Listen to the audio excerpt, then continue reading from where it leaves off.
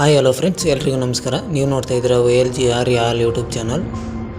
ಇಂದಿನ ವಿಡಿಯೋದಲ್ಲಿ ಮ್ಯಾಸಿವ್ ಪರ್ವಿಷನ್ ಟ್ರ್ಯಾಕ್ಟರ್ನ ಆರ್ಚರ್ಡ್ ಪ್ಲಸ್ 30DI ಟಾಫೆ ಟ್ರ್ಯಾಕ್ಟರ್ನ ಮಾಹಿತಿ ತಿಳಿದುಕೊಳ್ಳೋಣ. ಹೊಸದಾಗಿ ಯಾರೆಲ್ಲ ನಮ್ಮ ಚಾನಲ್ ನೋಡ್ತಾ ಇದ್ದೀರಾ ದಯವಿಟ್ಟು ಸಬ್ಸ್ಕ್ರೈಬ್ ಮಾಡಿ ಹಾಗೂ ವಿಡಿಯೋ ಇಷ್ಟ ಆದರೆ ಒಂದು ಲೈಕ್ ಕೂಡ ಮಾಡಿ. ಸರ್ ನಮಸ್ತೆ. ನಮಸ್ತೆ ಸರ್, ಇದು ಆರ್ಚರ್ಡ್ ಪ್ಲಸ್ ಬಗ್ಗೆ ತಿಳಿಸ್ಕೊಡ್ತೀರಾ? ಓಕೆ ಅಣ್ಣ. ಸೊ ಮೊದಲೇದಾಗಿ ನಮಸ್ತೆ. ಸೊ ನನ್ನ ಹೆಸರು ಪ್ರವೀಣ್ ಅಂತ, ಓಕೆನಾ. ಸೊ ನಾನು ಟೆಫೆ ಕಂಪ್ನಿಯಿಂದ ಬಂದಿದ್ದೀನಿ.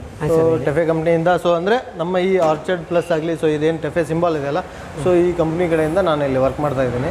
ಸೊ ಇಲ್ಲಿ ಇವತ್ತು ನಾನು ನಿಮಗೆ ಬೆಂಗಳೂರು ಟ್ರ್ಯಾಕ್ಟರ್ಸ್ ಆ್ಯಂಡ್ ಫಾರ್ಮ್ ಇಕ್ವಿಪ್ಮೆಂಟ್ಸಲ್ಲಿ ಕಡೂರು, ನಮ್ಮ ಕಡೂರಲ್ಲಿ ನಾನು ಇವತ್ತು ಆರ್ಚರ್ಡ್ ನಮ್ಮದು ಬೇಸಿಕ್ ಮಾಡೆಲ್ 30 HP ಇರೋವಂಥ ಕೆಟಗರಿಯಲ್ಲಿ, ಬಿಲೋ 30 HP ಕೆಟಗರಿಯಲ್ಲಿ ಫಸ್ಟ್ ಬರ್ತಿರೋ ಮಾಡಲು 30 HP ಆರ್ಚರ್ಡ್. ಸೊ ಈ ಆರ್ಚರ್ಡ್ ಟ್ರ್ಯಾಕ್ಟರ್ ಬಗ್ಗೆ ಫಸ್ಟ್ ಮಾಡಲ್ ಇದು.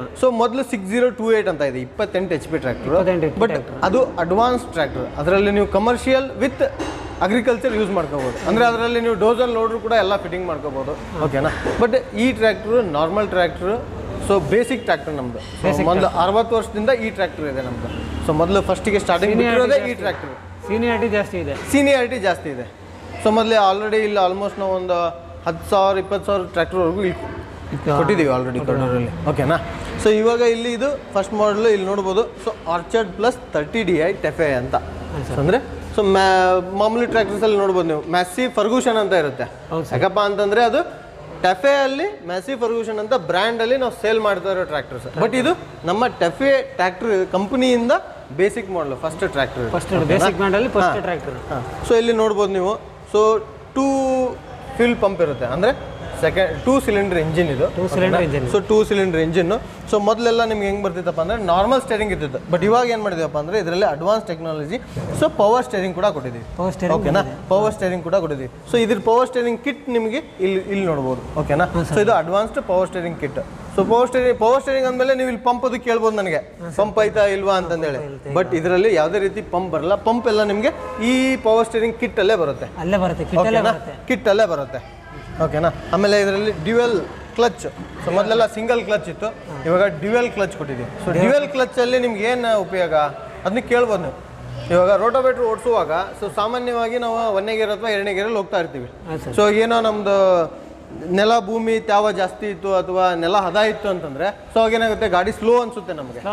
ಆಟೋಮೆಟಿಕ್ ನಾವೇನು ಮಾಡ್ತೀವಿ, ಸೆಕೆಂಡ್ ಗೇರಿಂದ 3rd ಗೇರ್ಗೆ ಅಥವಾ ಫಸ್ಟ್ ಗೇರಿಂದ ಸೆಕೆಂಡ್ ಗೇರ್ಗೆ ಹೋಗ್ತೀವಿ.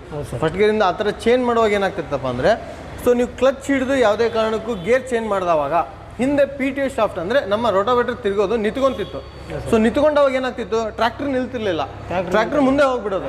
ಅವಾಗ ಏನು ಮಾಡಬೇಕಿತ್ತು, ಮತ್ತೆ ಹಿಂದೆ ಹೋಗಿ ಬರಬೇಕಿತ್ತು ಇನ್ನೊಂದ್ಸರಿ, ಅಥವಾ ಇನ್ನೊಂದು ರೌಂಡ್ ಹೊಡಿಬೇಕಿತ್ತು. ಬಟ್ ಇವಾಗ ಡ್ಯುಯಲ್ ಕ್ಲಚ್ ಇರೋದ್ರಿಂದ ನೀವು ಎಷ್ಟೇ ಗೇರ್ ಚೇಂಜ್ ಮಾಡಿದರೂ ಕೂಡ, ಕ್ಲಚ್ ಹಿಡಿದು ನೀವು ಎಷ್ಟೇ ಗೇರ್ ಚೇಂಜ್ ಮಾಡಿದ್ರು ಕೂಡ ಹಿಂದೆ PTO ಶಾಫ್ಟ್ ಕಂಟಿನ್ಯೂಸ್ ಆಗಿ ತಿರುಗ್ತಾನೆ ಇರ್ತದೆ. ಕಂಟಿನ್ಯೂಸ್ ತಿರುಗೋದ್ರಿಂದ ಏನಾಗುತ್ತೆ, ಒಂದು ನಿಮಗೆ ಫ್ಯೂಲು ಮತ್ತು ಮೇನ್ ಟೈಮ್ ಸೇವ್ ಆಗುತ್ತೆ. ಯಾಕಪ್ಪ ಅಂದರೆ ಇನ್ನೊಂದು ರೌಂಡು ಅಥವಾ ಹಿಂದೆ ಹೋಗಿ ಬರೋದಕ್ಕೆ ಟೈಮ್ ಹೋಗುತ್ತಲ್ವಾ. ಟೈಮ್ ಇದ್ದಾಗ ನಮ್ಮ ಇಂಜಿನ್ ಏನಾದರೂ ಆಫ್ ಆಗಿರುತ್ತಾ? ಇಲ್ಲಲ್ಲ, ಕಂಟಿನ್ಯೂಸ್ ರನ್ ಆಗ್ತಿರುತ್ತೆ. ಇದರಿಂದ ಏನಾಗುತ್ತೆ, ಡೀಸೆಲ್ ಕೂಡ ಸೇವ್ ಆಗುತ್ತೆ. ಡೀಸೆಲ್ ಪ್ಲಸ್ ಟೈಮ್, ಓಕೆನಾ.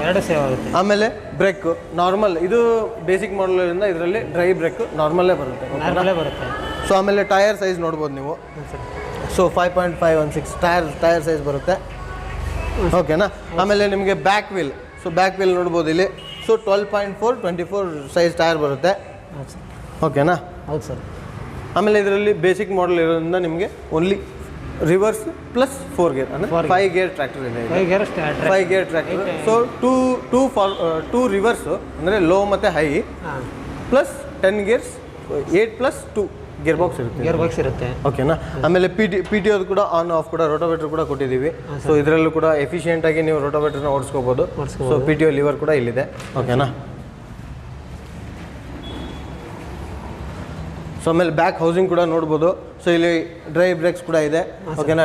ಡ್ರೈ ಬ್ರೇಕ್ಸಲ್ಲಿ ಇದರಲ್ಲೂ ಕೂಡ ಒಂದು ಅಡ್ವಾನ್ಸ್ ಇದೆ. ಏನಪ್ಪ ಅಂತಂದರೆ ಫಸ್ಟ್ ಬರೀ 2 ಡ್ರಮ್ ಬ್ರೇಕ್ ಮಾತ್ರ ಬರ್ತಿತ್ತು. ಇವಾಗ ಏನು ಮಾಡಿದೀವಪ್ಪ ಅಂದರೆ 33% ಎಕ್ಸ್ಟ್ರಾ ಮಾಡಿದ್ದೀವಿ, ಮತ್ತು ಅದರಲ್ಲೂ ಕೂಡ 4 ಡ್ರಮ್ ಬ್ರೇಕ್ಸ್ ಹೊಡಿದ್ವಿ. ಇದರಿಂದ ಏನಾಗುತ್ತಪ್ಪ ಅಂದರೆ ಒಂದು ಎಫಿಷಿಯನ್ಸಿ ಇನ್ಕ್ರೀಸ್ ಆಗುತ್ತೆ. ಅಂದರೆ ಕಾಂಟ್ಯಾಕ್ಟ್ ಏರಿಯಾ, ಅಂದರೆ ಬ್ರೇಕ್ ಹಿಡ್ಕೊಳ್ಳೋಕ್ಕೆ ಕಾಂಟ್ಯಾಕ್ಟ್ ಏರಿಯಾ ಅಂದರೆ ಸರ್ಫೇಸ್ ಏನಿರುತ್ತಲ್ಲ ಅದು ಕೂಡ ಜಾಸ್ತಿ ಆಗುತ್ತೆ. ಆಮೇಲೆ ಬಾಳಿಕೆ ಕೂಡ ಚೆನ್ನಾಗಿ ಬರುತ್ತೆ, ಲೈಫ್ ಕೂಡ ಚೆನ್ನಾಗುತ್ತೆ.